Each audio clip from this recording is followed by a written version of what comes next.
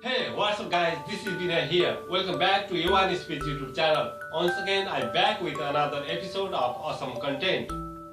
Facebook and other social networks can collect your web browser data. If you browse sites while you have the application running on your device. Watch this video to learn how to clear your Facebook web browsing history from your Facebook account.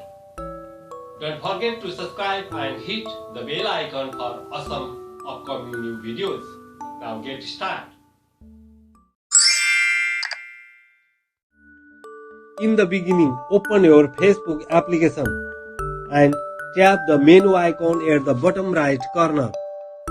Scroll down to the bottom and tap Setting and Privacy.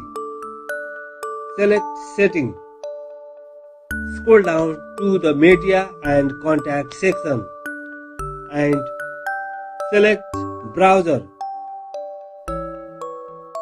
Finally, tap Clear and Browsing Data. This will remove your browsing data from your Facebook account and you will no longer see ads based on your past browsing activity. I recommend clearing your browsing history frequently. Thank you for watching. Please hit the like button. Keep sharing, keep supporting and keep watching. Thank you once again.